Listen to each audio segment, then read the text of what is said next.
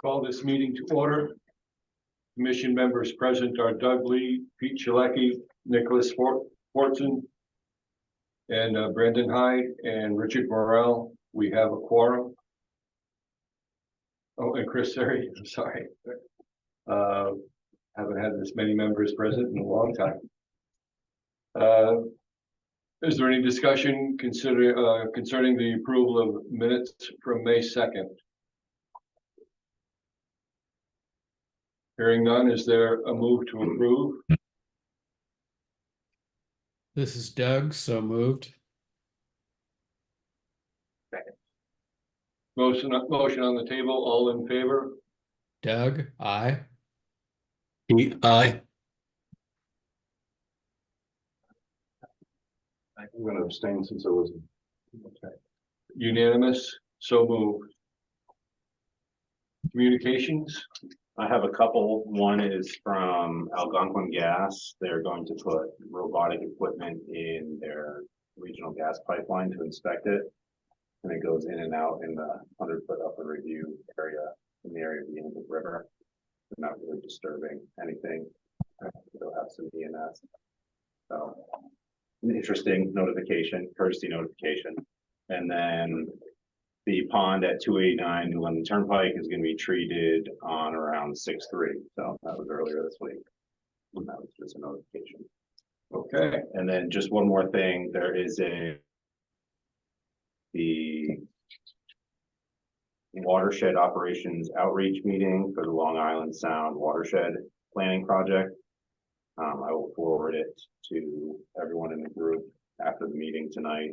They're going to have a in-person meeting at Fort Trumbull on June 25th from 2 to 4, but there's also a virtual meeting on June 18th that you need to respond to by tomorrow. So I'll send it out after we get there, get done with this tonight.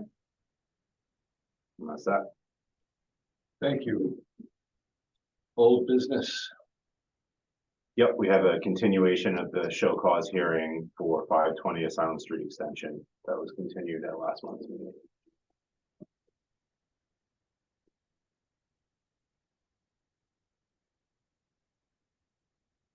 Is there anyone here speaking? Yeah, I don't know if 520. Okay. Could you state your name? Come up if you like. So I'm Walter Chandler. I live at 520 Down Street. I'm not sure how this goes. So I'll just go back. Tell me what this is about. Yeah, so we received a call that there was land clearing and a land disturbance and filling on the property. Okay. So we went out and we took pictures, which I shared with the commission last month. And I'll just remind you, you have a number of options. You can choose the order to remain in effect from the memo, or modify it, or rescind it. So, and I have pictures if you want to take a look at those again, and the property owner is here. Discussion that you might have.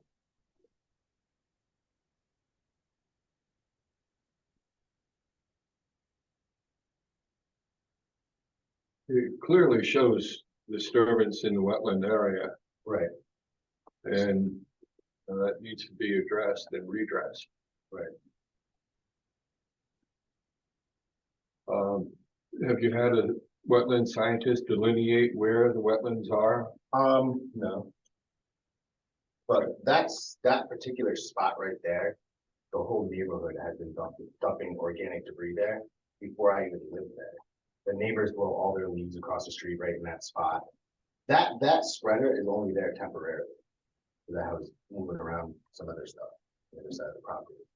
So that's coming out of there. I'm not keeping any heavy equipment there. That's the only thing that's there right now. It's, like I said, it's coming out. A lot of the stuff that I did remove out of there, most of it, there was 2 dead ash trees that I cut down and removed. They died from the ash borer.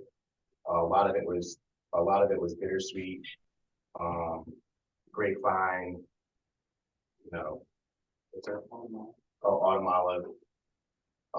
Just invasive species that I cut out of there. I did selectively cut some swamp maples from that area, but they were, you know, it's not clear cut. Oh, I left all the stumps. I also added a meadow to a quarter of the property that was previously mowed.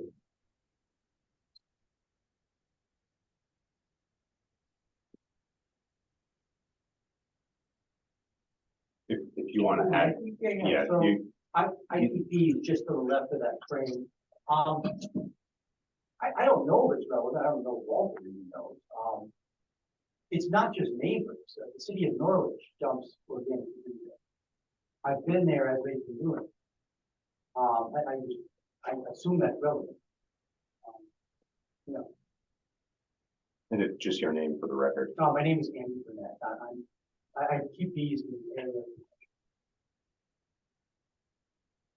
Either way, there's no more dumping that's gonna be going on there. Of stuff. I already talked to the neighbors, told them I got a cease and desist, that they can't do it anymore, so. And I just note for the commission that the GIS map shows a huge swath of wetlands, but it's up to you. There's So 10 Dan, this is Doug. Can I have a clarification? The pictures are showing a lot of fill there. What is the origin of that fill? Because it looks more like a gravel pad that's been laid down over wetlands. So it's that gray spot that you see there on the left side, that is washout from the road, I believe. That all came from the road. I encourage everyone to come out for a site visit. I think that was supposed to happen before I was served the cease and I desist had anyway. asked at the last meeting and the commission didn't want to Yeah, have so a that- position. Did you add anything to this road? Did any of the sand, any of the fill there To the road? to extend it? Yeah. No, so that's all compacted wood chips that have decayed over time underneath that one little sandy spot right there. And like I said, brush, you know, whatever the neighbors decide to dump, leaves, it's all compacted over time.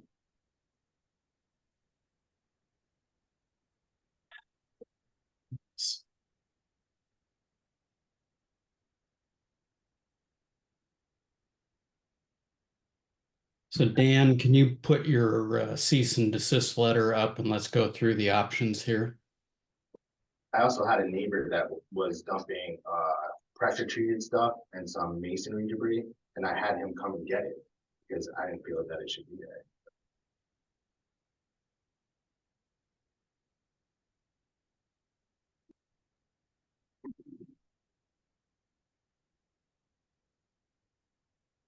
Can you see that now, Doug?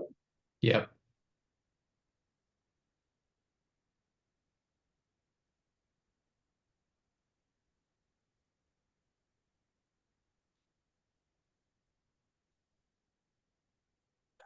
So the two conditions that are suggested in the cease and desist letter are very straightforward and would apply to any sort of activity taking place in a wetland review or an upland area. And that would be to use a certified soil scientist to map the extent of both the wetlands and in this case also the affected portion of the wetlands.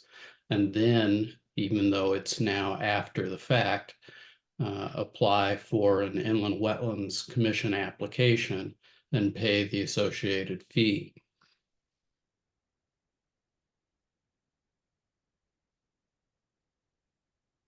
If you could go ahead and scroll down to the section below. You've gone a little bit too far, but for all intents and purposes, there's clearly been disturbance in the wetlands. It does sound like there's some question as to the history of the disturbance, but it doesn't change the fact that the disturbance has taken place and some sort of a plan going forward along with an appropriate permit needs to be filed. For a disturbance that started before I lived there.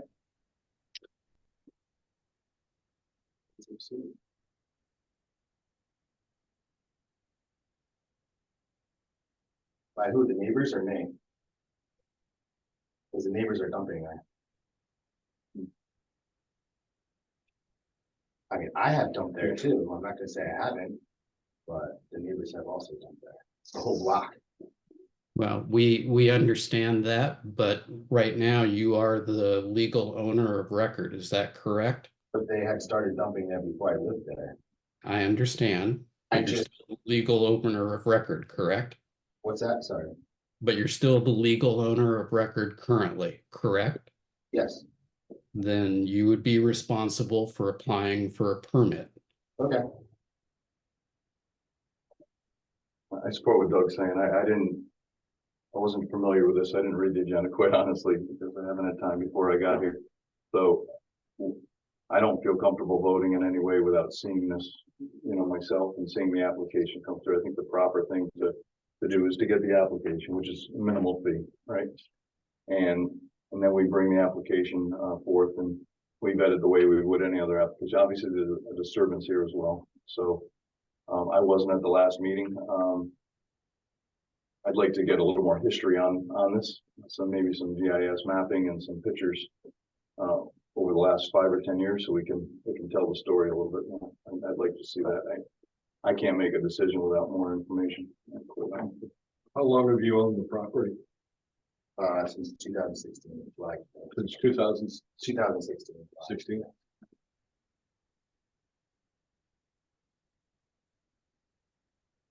Yes, I think the best course, as been pointed out, is that you submit an application. Sure, And we need to come up with a remedial solution, working with the maps and see what we can do about removing all that stuff from the wetlands without using any heavy equipment. that's impossible. There's there's way too much debris in there.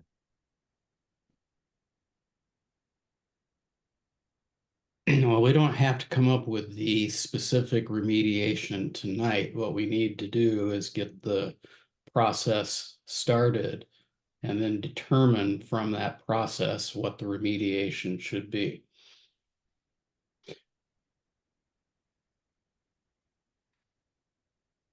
So this is the 2012 aerial of the general area. And then we have 2016. 2019. That picture's not filling in yet. That wasn't the area though, anyway. The area is across the street from the neighbors on Dudley, 17. Yep. It's right there.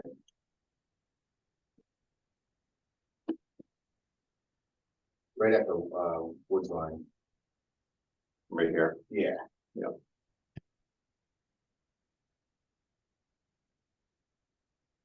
The town actually helped me clear out along the wall because there was lots of bittersweet and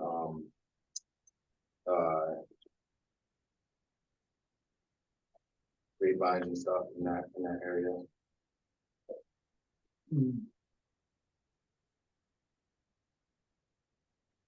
It's right to the right. No, I think what's the date there? This is 2013. Yeah, so there's almost looks like there's a section of wall that's not there that they were throwing stuff in there.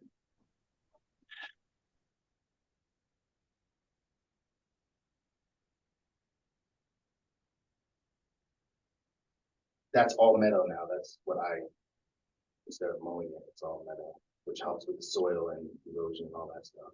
So it's not like I'm being negligent by it.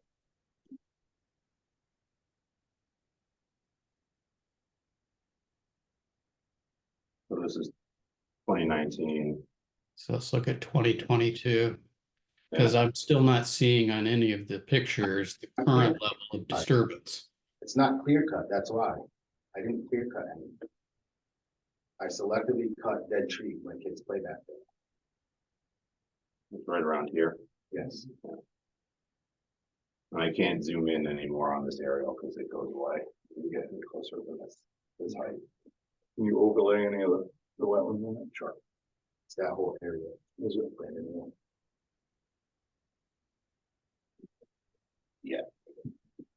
It's even in the road. So.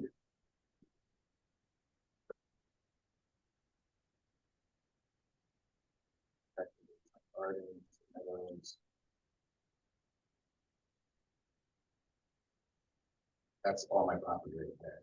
The only part that's not wetlands is that edge. Bottom. The neighbors.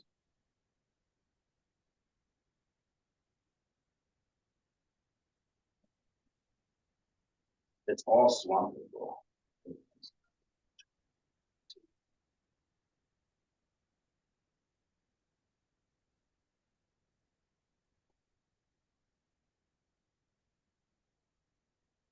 Anyone been out to the site since those original pictures or any updated or? I haven't been by since the pictures. Those were in the end of April.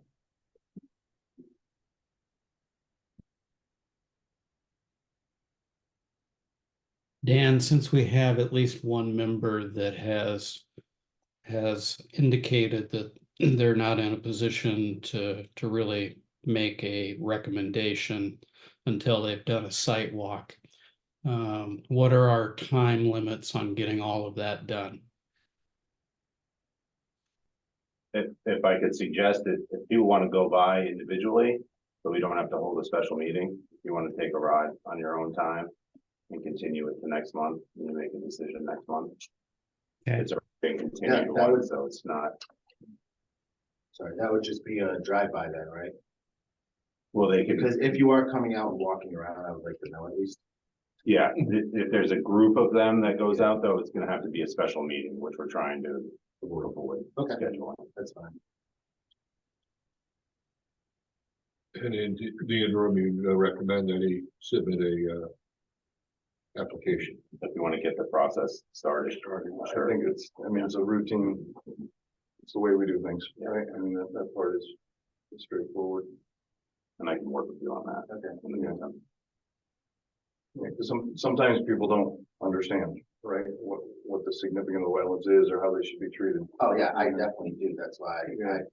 I let a quarter of my yard or a third of my yard go to meadow. I understand that. Are these lines in Those the are trees? old- Are they stone So, walls? This was old pasture. Yeah. And those are old drainage ditches.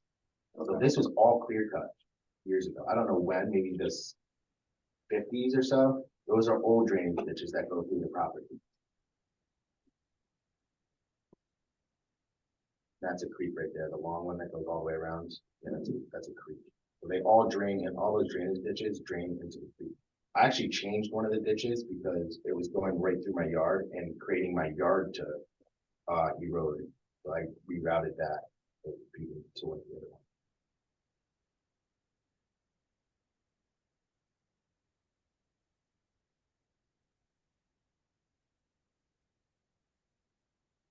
Anything like that in the future, you should come to us before you do anything in the wetland. Okay. I just figured there was drainage ditches there already anyway. And I'm actually doing, I know you're Good doing thing this, by- I know you're doing us a favor and all, but we still need to know about it. okay. Fair enough.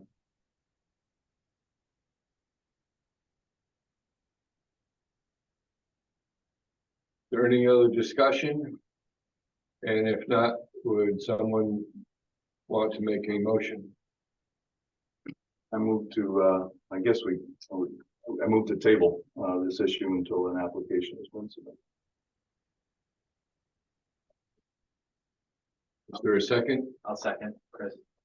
It's a motion on the table, all in favor? Doug, aye. Pete, aye. Chris, aye. Unanimous, so moved. Thank you.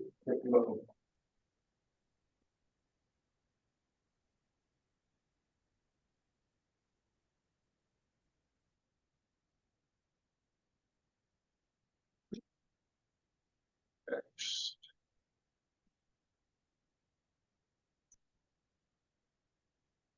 Up first, we have 2406, which is 164 and 165 Golden Street, and an unaddressed parcel on Boswell Avenue. It's the application for construction of a new elementary school building and associated development at the site of a former school. Proposed land disturbance activities within a regulated wetland and associated upland review area. Application and property of the city of Norwich. Says there's map 86, block 3, lots 13 and 14. Map 94, block 1, lot 23, zone multifamily. And we have the design team online to present.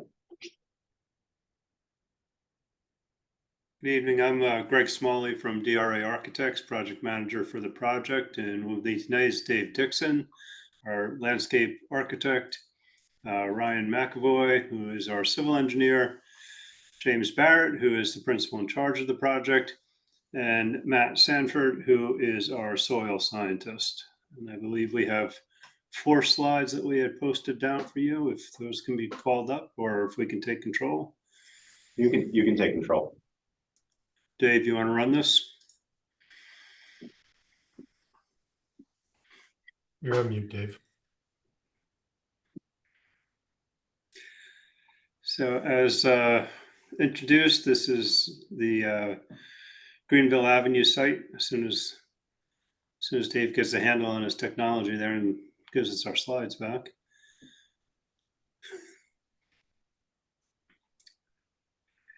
So as a background, the city undertook a district-wide master planning study for the school district a couple of years back, and what was identified was a need for consolidation of the elementary schools to provide better learning environment for the students, get a slightly larger cohort into those buildings, and in the long run reduce operating costs and the amount of property that the district runs.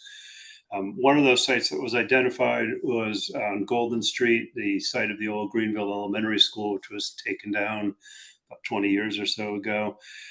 For this particular site plan, north is upper right, and Boswell Avenue is running along that. Golden Street to the lower left side of the drawing. And you see entryway from both Golden Street and Boswell. The site slopes quite sharply from Boswell down to Golden Street. And given the constraints of the topography and the shape of the site, we end up with 2 entrances and 2 separate parking spaces. It becomes a 3-story building, minimizing the footprint and containing as much of the stormwater flow as possible, and directing that over to the top of the street, the southwest corner of the site. I will let Dave and the rest of the civil engineering crew take us through the next 3 slides. Thank you, Greg. Good evening, members of the commission. My name is David Dixon.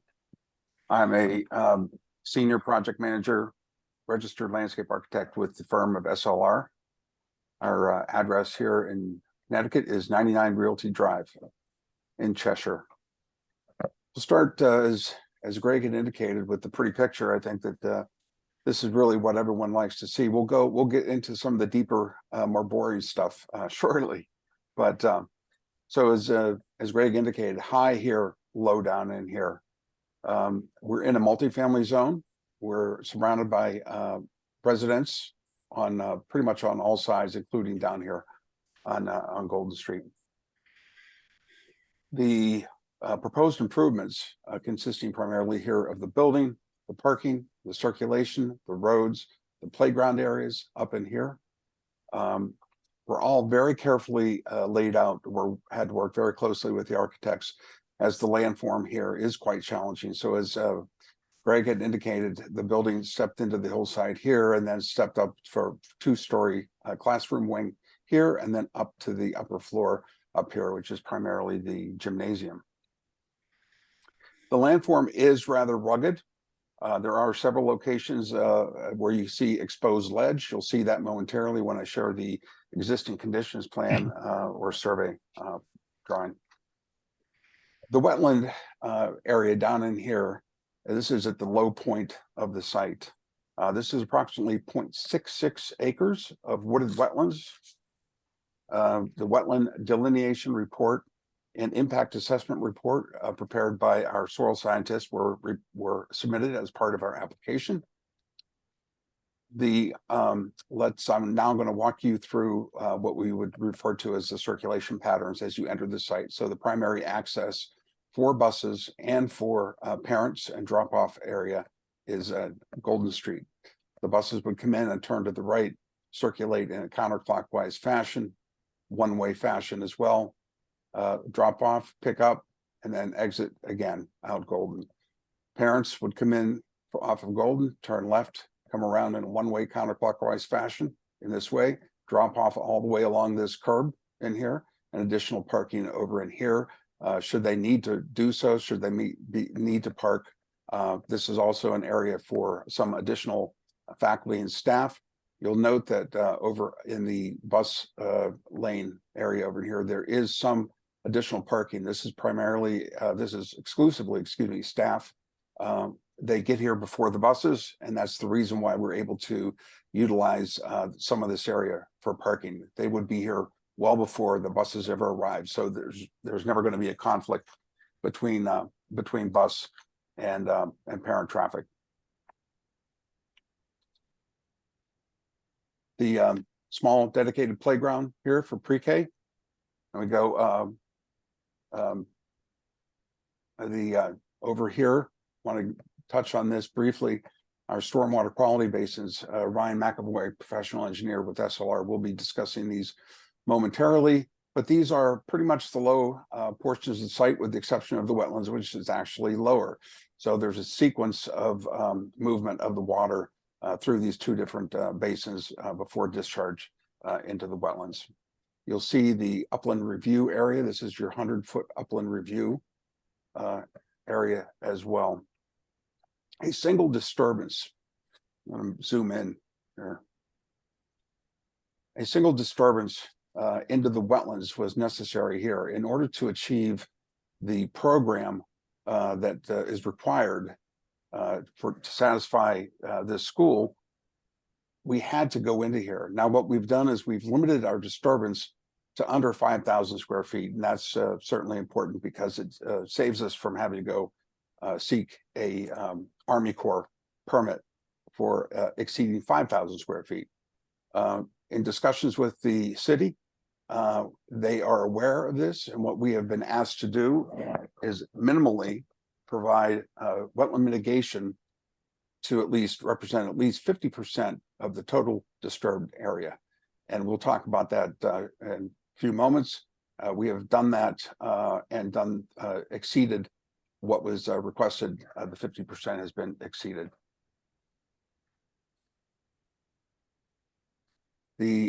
I'll touch on this briefly. This is the wetland creation area. This is our wetland mitigation. This is going to be discussed by Matt and Megan in more detail. This is just down gradient of the stormwater basins and immediately adjacent to the wetland. The classroom, or excuse me, the upper area, the gymnasium adjacent to that at the same elevation is the playground for the age 5 to 12, paved play, and a basketball court. The parking that is shown up here is exclusively staff and faculty. Access is off of Boswell. No buses will enter or exit the site off of Boswell. This will be exclusively to passenger cars. In the evenings, after hours, there may be events here in the gymnasium, scouts, recreational play or whatever, and cars will continue to use this parking lot up here for that use.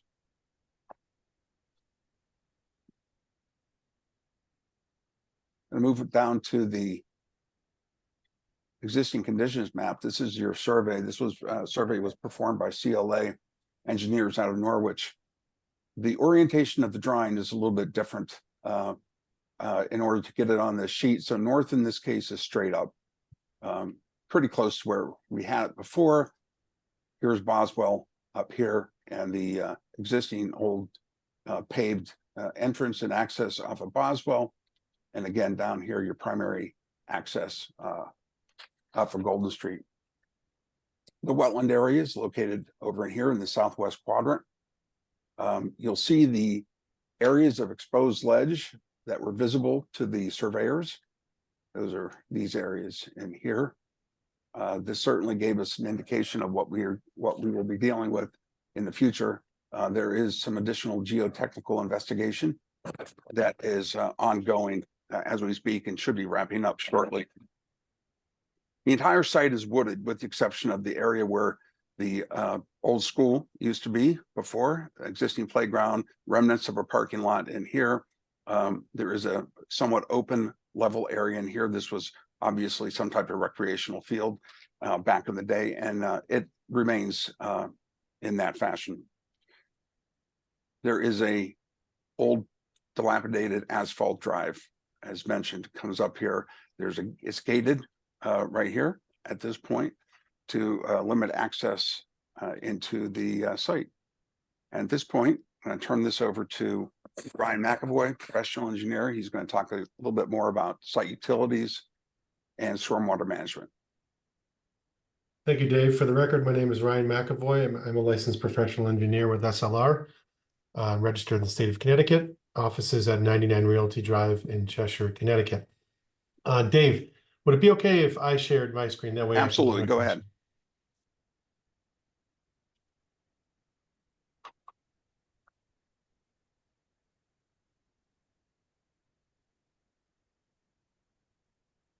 So let me know when you can see, if you don't mind. You're good. Okay, thank you. So this is the same map that Mr. Dixon was just showing, the existing conditions map.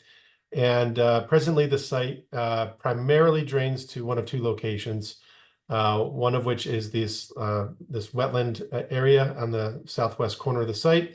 And the other is the more formal storm drainage, combined sanitary sewer storm drainage system in Golden Street. There are some areas on the eastern part of the site primarily that drain off-site to the east towards existing residential lots. Again, as I mentioned, this site historically has been served by a combined sanitary sewer system located in Golden Street. There is public water available in Golden Street, as well as Boswell Avenue up to the north. So for our utility plan, we are trying to accomplish a couple different features with our plan. The first of which obviously is to collect and convey stormwater from improved surfaces in a manner that's consistent with town city regulations. We also are charged without increasing any rates of runoff for major storm events, the 2 through 100-year storm, both in accordance with your regulations and relevant state regulations. We also aim to treat and cleanse stormwater discharges to the maximum extent possible. Again, something that is required by both your regulations and state regulations. So what we're doing is we're handling the upper parking lot and portions of the building and the parent drop-off loop that Dave discussed earlier, and directing either some or all portions of those areas to 2 stormwater detention basins located in the southwest corner of the property, up gradient of the wetland area. These basins in series will result in a decrease in the rate of runoff that reaches this wetland pocket. And both of these basins are designed with water quality features in the lower portion of the pond, which treat the first 1.3 inches of runoff in accordance with the 2024 state DEEP stormwater quality manual. And discharges from these ponds will be located just upgrading the wetlands in a relatively flat area in a level spreader discharge, which will allow discharge from these ponds to enter into the wetland system in a very slow manner, low velocity manner, to eliminate any potential of erosion from getting into the wetland like you might have perhaps with a point discharge or flared end section. Remaining portions of the site are collected in particular the bus loop area and a portion of the parent drop-off area and discharged into the drainage system in Golden Street. And again, as I mentioned, most of the flow from this site drains either to the wetland area or to Golden Street in particular. And the results of our stormwater analysis between reducing the amount of impervious surface and area that gets to Golden Street and introducing these two stormwater ponds in the upland area, upgrading, excuse me, of the wetland, are that we're decreasing the rates of runoff to the wetlands, decreasing the rates of runoff to Golden Street. And by virtue of reducing the physical area that drains to neighboring properties, we're also reducing runoff to properties to the east. In terms of sanitary sewer, the building will be served by sanitary sewer, which will discharge to the combined system in Golden Street. And drinking water, public water, and fire flow capacity will be served by a connection from the dead end water line on Golden Street through the site, which will provide both water and sprinkler flow to the building and continue out towards Boswell Avenue and connect into that sort of larger water main in Boswell Avenue. Similarly, gas and electric will come off of Boswell Avenue to serve the building. In terms of sediment erosion control, we have a sediment erosion control plan where we're directing surface runoff during construction periods to temporary sediment traps, where it will be allowed to filter. Any sediment will be filtered before entering into wetland areas or into drainage systems in Boswell Avenue. And those small areas that do not get directed to a sediment trap will be protected by silt fence and hay bales to prevent any sedimentation from occurring in downgrading areas that are not specifically directed to temporary sediment traps. So with that, I think I'd like to turn it over to Matt Sanford to discuss how we're impacting the wetlands and how we're providing for wetland mitigation areas. Matt and Megan, his teammate on this project. Ryan, can you, since you have the slides up, can you go to the next slide and I'll introduce myself as you're doing that. So my name is Matt Sanford. I'm a registered soil scientist, professional wetland scientist with SLR. So I'm going to take a step back here for a minute and discuss how we delineated the wetlands, what sources we used to look at the site prior to actually going out in the field. So our first task is to always review NWI, the National Wetland Inventory Mapping, as well as the NRCS Soil Survey Mapping. And when we look at the NRCS Soil Survey Mapping, it doesn't indicate any wetlands on the site, meaning any poorly drained, very poorly drained, or alluvial floodplain soils. So that was our first look at the mapping. And what the mapping actually indicates is that the soils on this particular site, meaning really the upland soils, belong to the Carlton Chatfield soil series, a well-drained series, as well as the Hollis Chatfield rocky outcrop series. And as Mr. Dixon had explained, we do have some rock outcrops in this area. So once we have that mapping, we then proceed to the field, and lo and behold, at the lowest point of the site, and as shown on this map in the cyan blue line, we found a pocket of wetlands.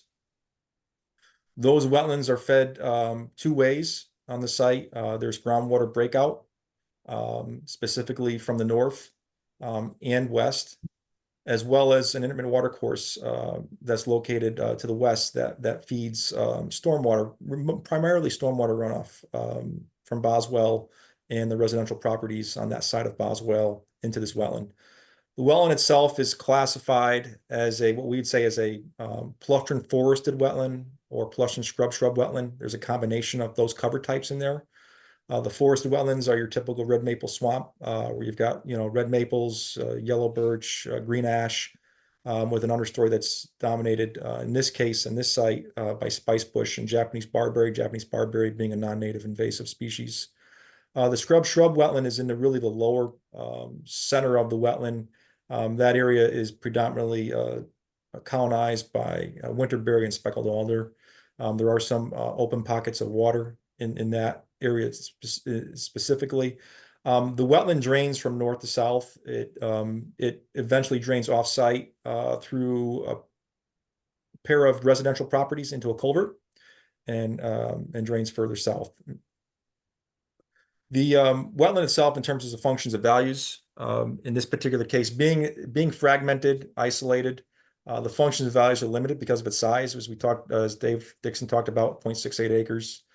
Be that as it may, it does have some important function values. Those include nutrient retention, sediment retention, as well as wildlife habitat and groundwater discharge. So those are the principal functions that this wetland provides. On this map, as you can see here depicted, along the northern side of the wetland is a magenta colored polygon. That is where the project will be impacting wetlands. The direct wetland impact is roughly 4,500 square feet. As Mr. Dixon had pointed out, this is for construction of a retaining wall that will support the parking lot above. This particular wetland area has been significantly disturbed in the past. If you've been out to that, if you've ever had a chance to walk out on this site, this particular area of the site has a large fill slope that was placed there as probably the original school building was built back in the 70s or 60s or 70s. And evidence of that blasted rock that was placed there has actually found its way into the wetland. There's also a lot of anthropogenic debris, metal pipes, fencing, et cetera, down below. So this area in particular, the area that we're impacting has still shows signs of impact from historical disturbances. What we've done is we've taken a look at opportunities on site for mitigation. I'm going to turn it over to my colleague Megan Fogarty to run us through the mitigation that's proposed for the site. Good evening, everyone. Megan Fogarty. I'm an environmental scientist and wetland professional in training with SLR. Just going to give you a brief overview of the mitigation that we have proposed here. We did develop a very comprehensive mitigation plan to offset those impacts that Matt just discussed. So if you'll direct your attention to the upper left-hand corner of the property there's it's actually the western portion of the property. There's an upland area just adjacent to the wetland finger that sort of extends upslope. And that upland area was identified as a great area for mitigation purposes. Right now, it's a mixture of upland native and non-native vegetation, multiflora rose, Japanese barberry, winged euonymus, a couple of elm trees, and several dead ash trees. And so that area was identified as a mitigation opportunity, and we have a 3,000 square foot creation area proposed in that location. And the plan for that location is to excavate down and match the existing grades of the wetland and carry that a bit upslope. And that way we can intercept the groundwater that currently feeds that wetland, as well as intercept some of the stormwater and some seasonally high groundwater that may discharge from the intermittent watercourse that currently discharge or infiltrates into the upland soils in that spot. And so after we excavate down and spread topsoil, we have a really great variety of native hydrophytic vegetation that we have displayed here and further explained on the plans. And the goal really is to introduce those native hydrophytic vegetation, provide extra seed source for the existing wetland, and eventually as it matures, provide that the mixed class, the palustrin forested and palustrin scrub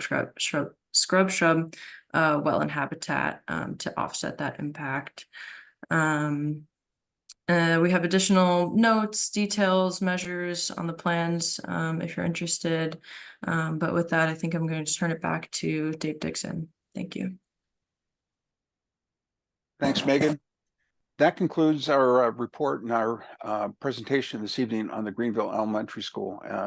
We can certainly take a pause right now and answer any questions that you may have before we move on to Stanton, unless you would prefer that we go directly to Stanton. Are there any questions from board members?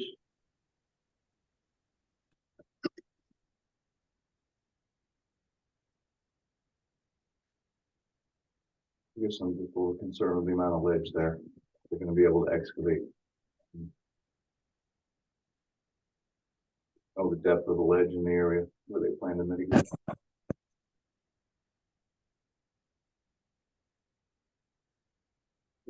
Matt, I'm not sure Matt, that there is a lot of ledge in that area down there. Can you Yeah, expand on that?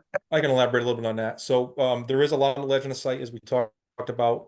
Interestingly, just to the south of our planned mitigation area, there's shallow ledge with rock outcroppings. And then as you go further north on the site, we've actually augered down in this area down to about 3 feet with our hand augers. And that's really all the depth we need. We don't need to create a very deep hole here in order to intercept the groundwater. So we're not anticipating having any issues related to achieving the grades that we need and or need for blasting of bedrock at this particular location of the site. We don't believe that bedrock will be an issue at this particular location, given the field investigations we've performed. Yeah, that's specific to the area immediately around the wetland. Right, correct. Thank you.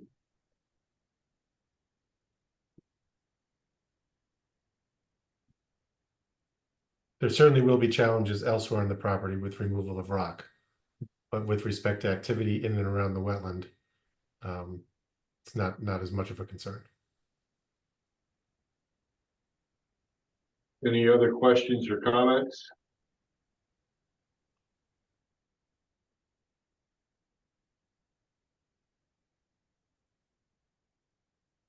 Hearing none, is there a move to Go through my memo real quick. Oh, yes, please.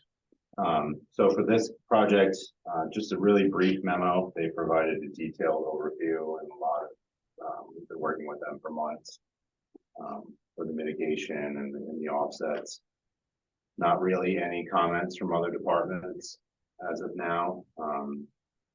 They pretty much answered all of my questions and they went through and told you about. The only thing I would say is if you could talk briefly about the construction and the staging process for the commission, or if you have any questions about that at this point.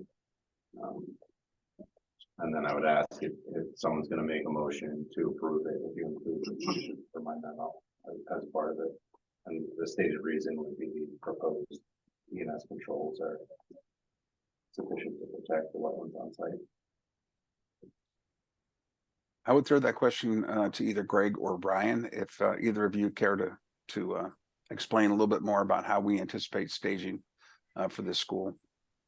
Sure, the construction staging would come through the construction manager in concert with the design team and would be prepared with a set of plans that would come in for review for building permits. Typically, that would overlay on any plans approved by the regulatory boards and would encompass all of the sedimentation and erosion control that's required on the site, but it's not part of this application.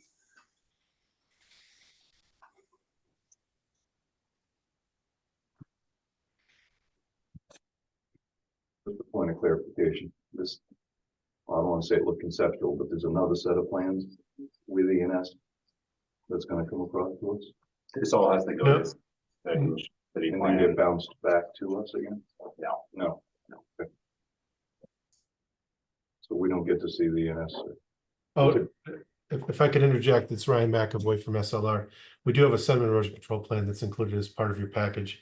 I think what Mr. Smalley was referring to is that the final phasing, the detailed phasing of when particular elements of site removals, earthwork, etc., is typically comes more towards construction. But the bottom line is that the ENS plan that we have before you has to be implemented as part of that phasing plan. So in other words, all downgrading areas are going to be protected either with sediment traps, diversion berms, silt fence, hay bales, etc., particularly wetlands and downgrading properties before any substantial site work can begin. And that is absolutely essential before any mass earthwork, any significant clearing or grubbing occur.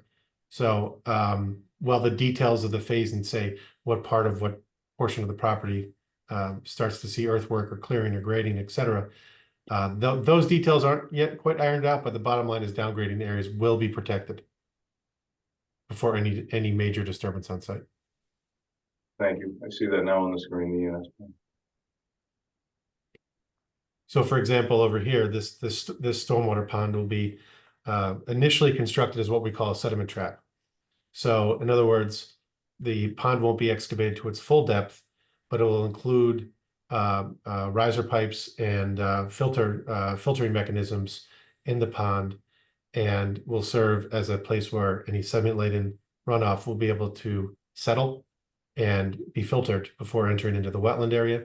And then when the site becomes, as the site construction evolves, the final grading of this basin will occur at a time when perhaps the site is more or less stabilized. So that would be the intent of this sediment trap. We have another one located in the existing paved area to the southeast, and another one in that relatively flat grading upslope where there was historically some lawn areas on the property. So again, these are all intended to divert stormwater from construction areas to these sediment traps. These sediment traps will allow for filtration and settling of sediment, and then discharge through a riser pipe, filtered through stone and filter fabric before entering into either wetland areas or through Golden Street combined sewer and stormwater drainage systems.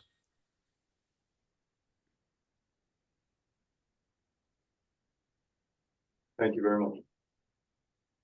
Just one final note for both of these, in discussion with the city engineer, we don't need a bond. We don't need to decide on a bond. We're not going to require one because it's a municipal project.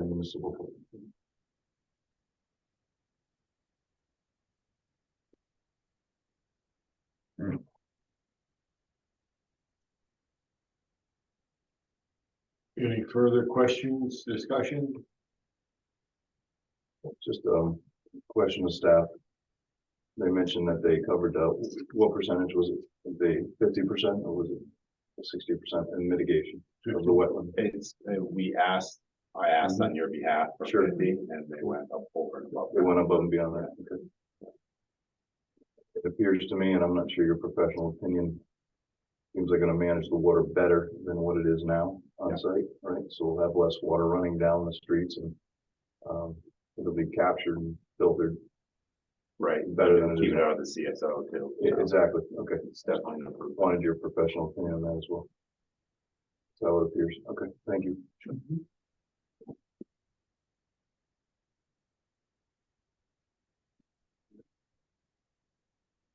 Move to approve IWWCC 24-06 with staff's recommendations. This is Doug, second. It's a motion on the table. All in favor? Chris, aye. Doug, aye. Pete, aye. Unanimous. So move. IWWCC number 2407. Yes, this is 386 New London Turnpike, application for construction of a new elementary school building and associated development at the site of the current school, proposed land disturbance activities within the regulated wetland and associated upland review area. Application and property of the city of Norwich, assessors map 108, lot 1, lot 12 and 14, zone R20. Evening again. This is Greg Smalley, project manager with DRA Architects.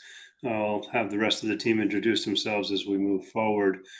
On the screen here is the illustration of what is currently the Stanton Elementary School site. The existing building is located in the center of the site underneath the proposed parking lot. We intend to retain the two curb cuts onto New London Turnpike, taking the southern one and making that the primary bus entry, and staff parking behind the school to the bottom of the drawing, and taking the northern curb cut onto the site and making that the private vehicle entry and access to the main parking lot and parking areas. The existing tennis courts are intended to stay.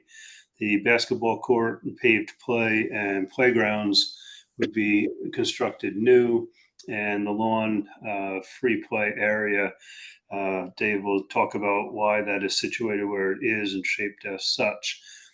This building is roughly the same square footage as The Greenville site, it grew from the master plan the district undertook with the intention of providing a school that could serve the west and southwest portions of the city for the students that come to the couple of schools that are over there now, including Stanton.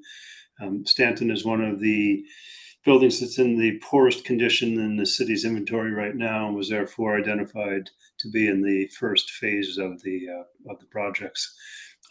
This is proposed as predominantly a two-story building with some single-story structure to the west for the gym and cafeteria area. We have a pre-K play area to the northeast corner of the building, a small square there, and we do have some issues to contend with on the site relative to water and drainage. Dave, if your team wants to take it over. Sure. Thank you, Greg. There are three primary constraints on this property, and that really describes how we ended up with a footprint as you see here on the plan. The first, of course, is the wetlands, and we've got about 3.5, maybe 3.3 acres of wetlands in here, a small bit up here. There is a separation between the two wetland areas. It's an old paved drive, somewhat broken up, and it transits throughout the balance of the site to the east and then to the south. The other thing that we have to contend with is Ford Brook. Ford Brook flows under the existing site in a culvert down to this location. Daylight's again down in here. There are certain lines, constraints associated with Ford Brook. We've got a floodway line, and of course, in the floodway, you cannot build anything. You certainly cannot put a structure in a floodway, and you are not able to change the grade. The grades that exist over top of the culvert must stay as is. There's also a floodplain. We'll show that a little bit more graphically when we move on to the next graphic. However, that floodplain is a 100-year floodplain. It currently comes in, touches, and goes into the existing building. So the existing building is in the floodplain. What we understand from history is that there has been no historical events of flooding on the site. So we take that at face value, but because of the floodplain, the existing floodplain comes over here and actually touches the corner of the proposed building. So as a result of that, working with the city, it was suggested that we should definitely reach out to submit a letter of map amendment to FEMA, referred to as a LOMA. We have done that and recently have been granted our LOMA. And we'll show you on the next site where what used to be the 100-year floodplain over here is now way over here, which is benefit not only for the purposes of this project, but also for insurance purposes for the school. The other constraint is the school itself, right? So the existing school itself sits right here. And so we are locked into this corner. The reason we didn't go beyond here and back into the back portion of the site primarily is because of all the existing infrastructure that exists in here that we can take advantage of, existing storm basins, existing stormwater features, the road. So it just all made a lot of sense to stay in this quadrant right down here. As Greg indicated, two existing curb cuts onto New London Turnpike will remain. The wetland area, of course, there was a assessment completed for this, delineation report and impact assessment completed by Mr. Stanford and Ms. Fogarty. That was submitted as part of our application. Walk you through quickly the circulation patterns. Buses come in one-way fashion around the loop and back out. There are 17 buses that we have to account for, and all 17 buses can be queued in this loop. There are 3 additional dedicated spaces here for special ed buses. They're shorter buses, and they would be able to pull in here and then discharge with a dedicated crosswalk to the main entrance of the school. The parents in the morning and in the afternoon would come in, circulate one-way fashion counterclockwise around the loop, a lot of curbside drop-off pickup area, and of course, additional parking interior if the event that the parent needs to sit and wait for the child to come out, which is often the case, and of course, additional parking dedicated in here for staff and faculty. There are EV spaces throughout the property, and I believe that we have provided for 20%, which is a requirement currently for schools.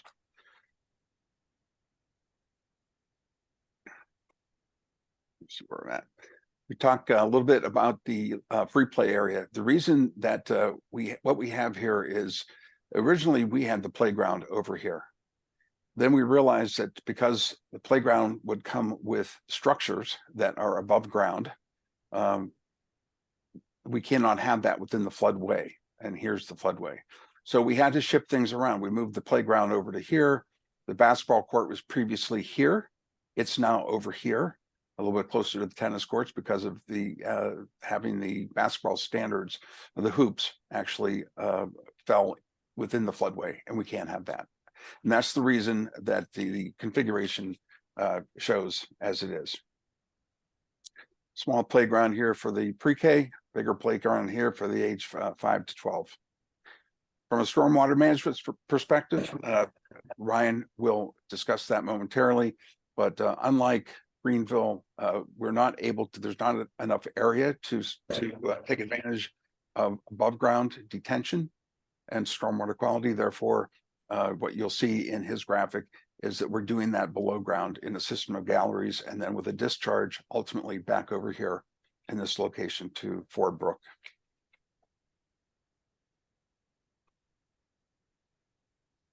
The 100-foot regulated area is shown here in the black line. The areas of disturbance are the hatched areas that you see here, small area here and here, a small sliver here, and another small area down in here. So the total disturbance is approximately 4,000 square feet. Matt may have a more distinct number on that. And again, keeping under that magic 5,000 square foot of disturbance helps us to avoid the Army Corps permit, which would take upwards of a year to achieve. We also, similar to Greenville, discussed with city staff and Mr. Deniska of mitigation and what that would consist of in terms of, and again, 50% is what we were shooting for. I think that you'll see when Matt does his presentation that between wetland creation and invasive vegetation control, we're looking somewhere around 17,000 square feet of total mitigation.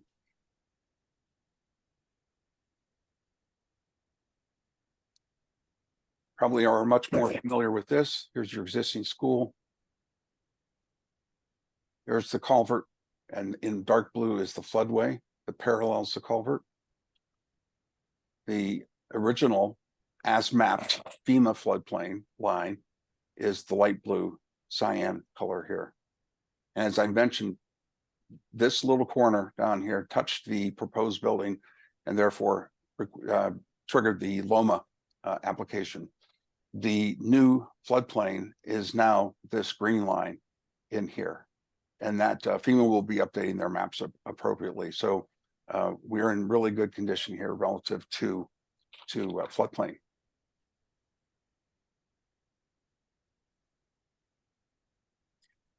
At this point, I'm going to turn it over to Mr. McAvoy so we can talk a little bit more about site utilities and stormwater management.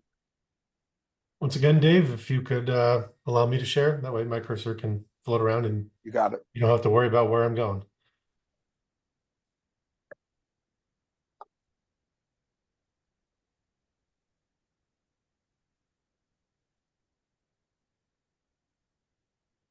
Can you all see my screen?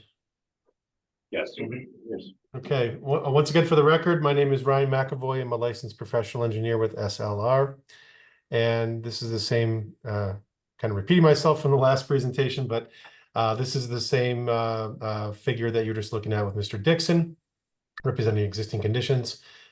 In terms of drainage patterns on the site, the entirety of this site, I'll say almost all, 99% of the site drains either directly or indirectly to Ford Brook. Ford Brook, of course, being located centered roughly in these blue floodway limits. So much of the eastern portions of the site drain down from east to west towards this significant wetland area. And much of the offsite runoff drains is diverted through this wetland corridor out to a tributary stream to the south of this property that enters into Ford Brook just off site. The improvements on the property today, parking areas, building, parking to the rear of the building, all drain either mostly directly right into the culvert itself. In some cases, they drain either just upgrading of the culvert and the headwaters of this of Ford Brook, or they drain into the culvert itself through different inlet structures. And there's a portion that drains in the field area and playground overland to the brook just off site.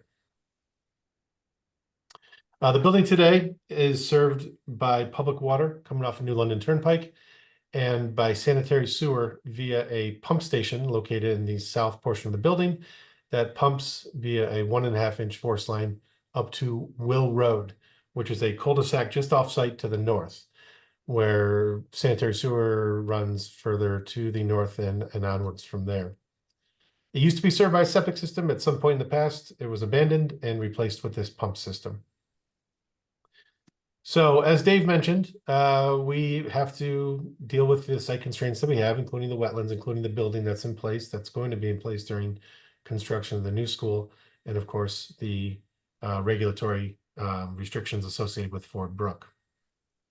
So what we have is construction of the new building to the south of the existing building, and then a phased approach where the existing building will be demolished, parking will be installed, and drainage installed in varying phases, depending on the proximity to the new school versus the existing school. But at the end of the day, what we're going to be serving this new school with will be public water, both from New London Turnpike and a connection out to Will Road, where there's public water as well.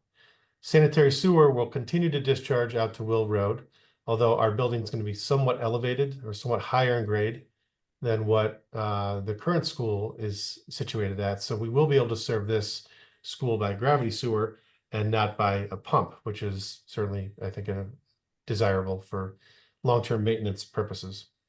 In terms of stormwater, because of the limited area that we have that's either not encumbered by wetlands, not encumbered by the existing building, etc., we're going to be collecting runoff from proposed impervious surfaces, including the building and parking areas, and discharging them into underground stormwater systems using a product called Retain It, which is a concrete open box configuration.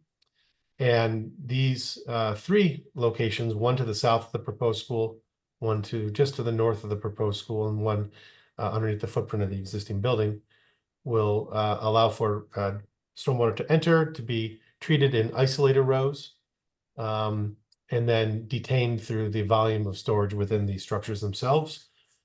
And the all runoff before it gets into these underground structures will first be routed through a water quality unit, proprietary unit in this case, manufactured by Contact, and these are all products that are approved by the Connecticut DOT for use as water quality treatment systems, and documented removal of 80% or more of total suspended solids.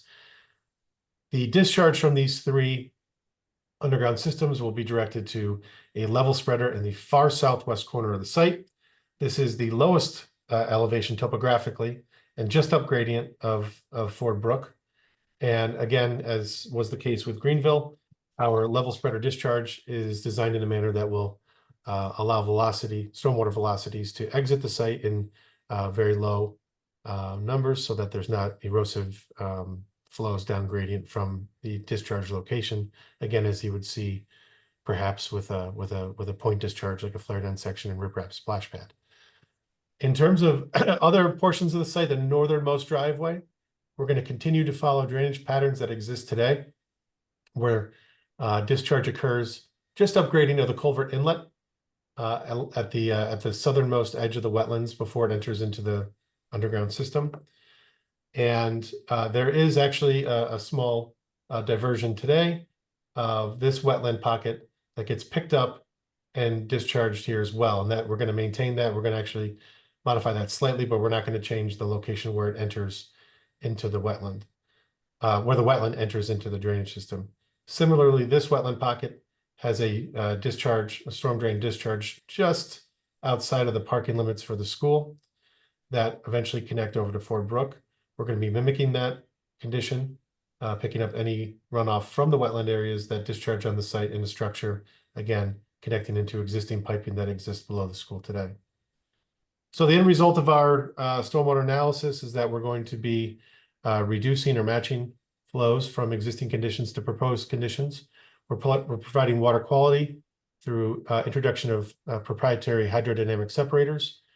We are preventing any increases in grading or filling within the floodplain. We are maintaining existing drainage patterns to the maximum extent possible.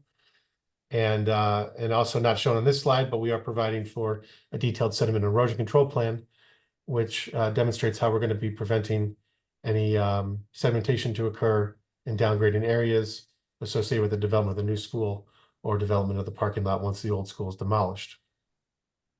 Again, with the intent to work within the confines of that sediment erosion control system for any specific phasing that may occur in more detail as the project progresses through construction phase. So with that, I think I'm going to turn it over to Matt Sanford and Megan Fogarty to discuss the wetland impacts and our mitigation measures.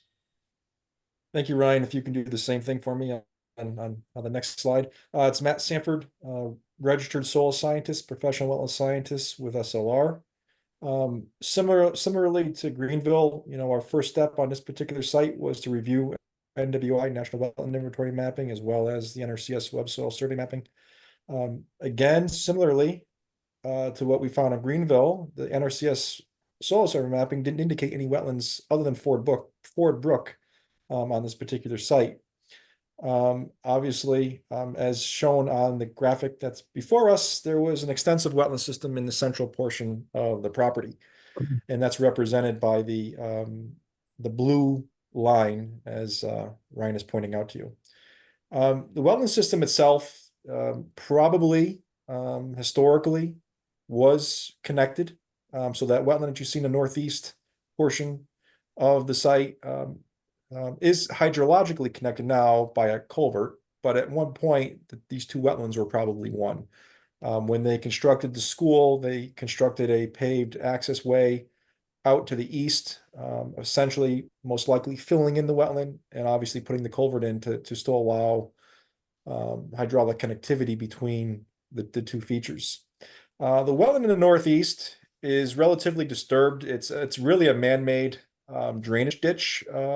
If you were to walk in there, it is classified, would still be classified as a forested wetland based on definition, based on the cover type. So red maples, American elm, spice bush, Japanese barberry, and invasive on the understory.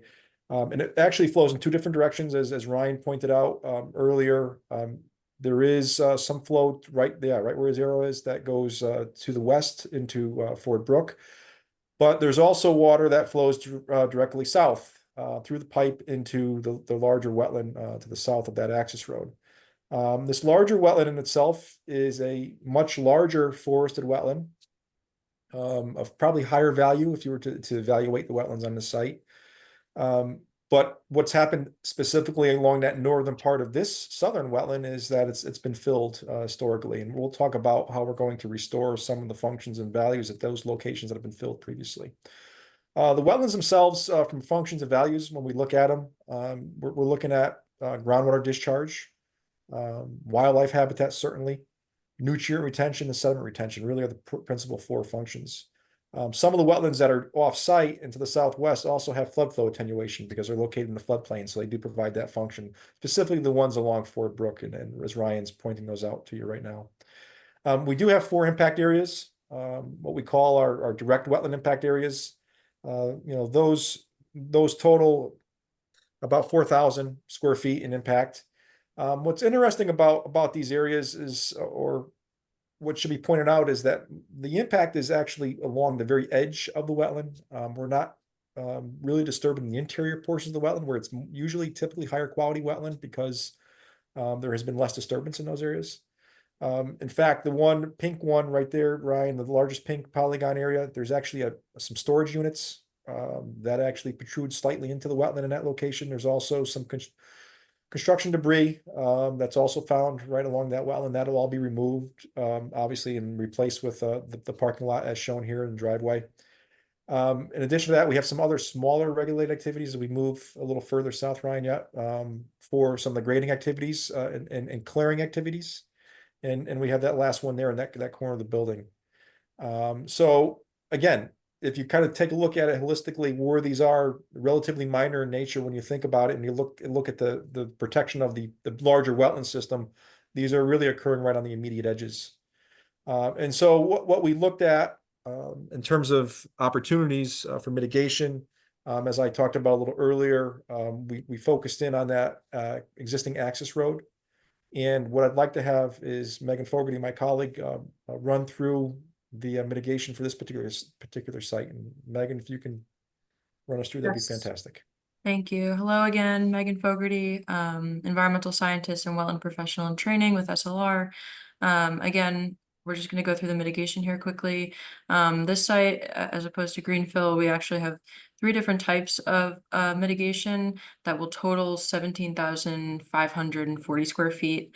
So to start with the green area at the upper portion of your screen, that we were calling a wetland bioswale creation area. And we really saw this as an educational opportunity. It's not providing, it's not connected to the stormwater system. It is a depression that will provide infiltration, but we're going for more of a wet meadow here, where pollinators will be the prime educational opportunity. So we'll be planting, first excavating down, topsoiling, and planting some really great hydrophytic native veg, such as boneset, New York ironweed, Joe Pyeweed, and provide those educational opportunities right off the easy access from the parking lot. Further south, just south of the path in the brown shading, that is the true wetland creation area. And as Matt mentioned, that area was likely previously a wetland, and currently there's fill piles there, and therefore, invasive vegetation that's encroaching into the wetland. And our goal really there is to remove the fill piles, restore it to what it once was, and of course, supplement with native hydrophytic vegetation. And so that brown area will be approximately 3,700 square feet, and the green area is approximately 3,400 square feet. And that's in creation. The yellow areas you'll see above and below the brown are both in the existing wetland and just adjacent in the upland. And those right now, like Matt said, because they're on the edge of the previously disturbed wetland boundary, are colonized pretty heavily with invasive vegetation. There's multiflora rose and Japanese barberry, winged euonymus, and those will all be mechanically or hand pulled. No herbicides or chemicals will be used in that process, and then they will be seeded with our native wetland mix to start to restore those areas and provide additional functions and values. And with that, again, I'm going to turn it back over to Mr. Dixon. Thank you. Thank you, Megan. That concludes our presentation this evening for the John B. Stanton Elementary School. We'd open it up for questions if you have any at this point.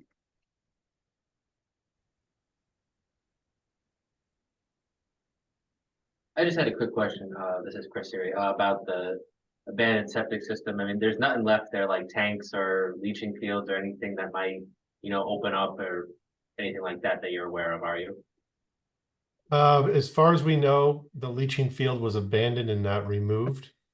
So as part of the new school construction, the extent to which that is still in place will need to be completely removed and replaced with a suitable structural material. Thank you.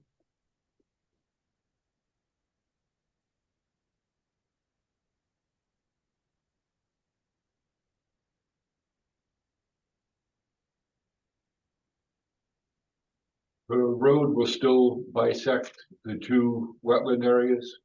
Yes, sir, will. Yeah, Is and if I, this is Matt Sample for the record.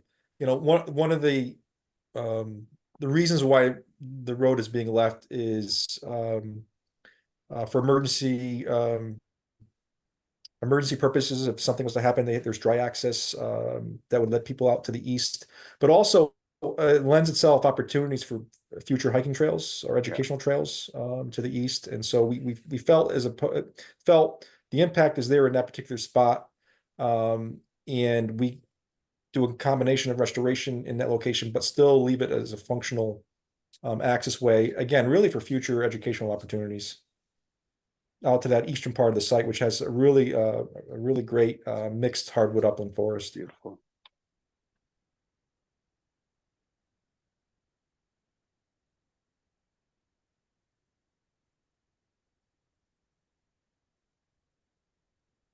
Staff have any comments or? Same basic memo as the Greenville School. We've worked with them for a number of months, years at this point. He kind of went through everything and the team added a net improvement. Yeah, We really don't have much to say other than to ask you the same thing, include the bullet points from the memo on the record. Looks like an improvement for sure. Are there any other questions or discussion?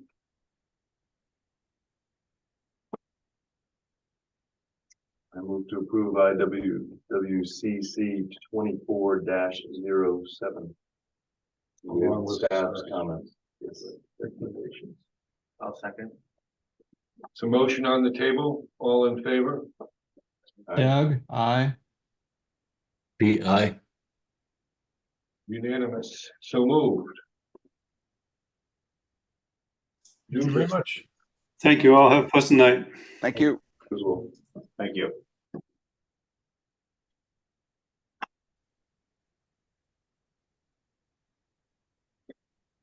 I have not received any new applications. Other business? Only as a reminder, if you want to go out and take a look at the Silent Street extension from earlier. Before the next meeting. And under violation, so I did. The training again, I'll email you. Is there any way of staff requiring any more street views? I know we're using the Yeah, the aerials that are on our GPS is all that we have. there's no way of acquiring any additional street view. The street view that's there now is from 2013. And we don't have anything newer.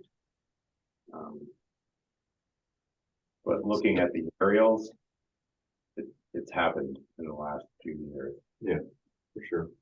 Yeah, I mean, I'm looking at that gravel pad that's there. There was no evidence of it from the aerial photographs that you had, so it has to be post 2022. It's definitely newer. Yeah. Yeah.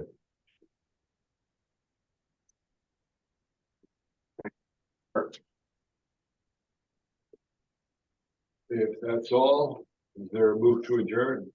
So moved. All in favor? Aye.